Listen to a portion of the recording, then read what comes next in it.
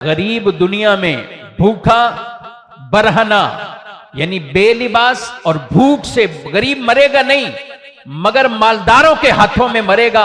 जब मालदार उसका हक रोक कर बैठ जाएंगे तो फिर गरीब वो इस भूख और इस प्यास में आएगा, और फिर वो बेलिबासी में आएगा, फिर वो मुशक्कतों में आएगा, और क़यामत के दिन ये गुरबा अल्लाह की बारगाह में शिकायत करेंगे। ये कहेंगे कि हमारे लिए या अल्लाह इनके माल में हक रखा था, इन्होंने नहीं दिया। हमारे लिए इनके माल में हक रखा था, इन्होंने नहीं पहुंचाया हम तक, हमें माल नहीं दिया।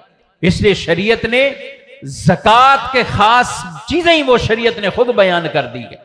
वो यूं रखी नहीं है कि कोई कहां किस तरह है।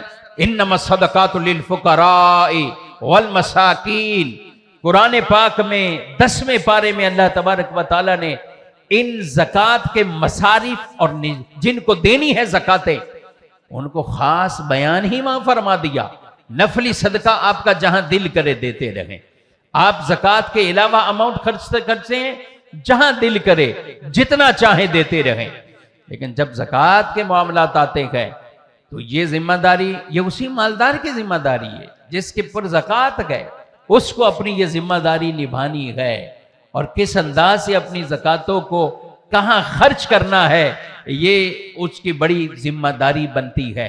गौर और फिक्र करके अपने उन अम्वाल को वहीं उन हकदारों तक पहुंचाएं। कुरान ने जिनको 8 तकरीबन कुरान ने ये बयान फरमाए हैं कि जिनमें फुकरा हैं, जिनमें मसाकीन हैं।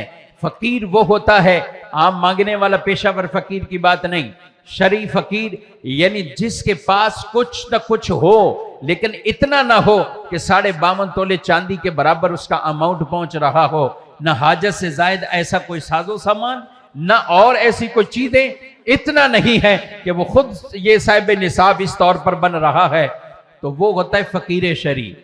इसे लोगों से सवाल करने की इजाजत नहीं होती। कोई आज खुद दे दे तो वो उसकी ज़कात अदा करे।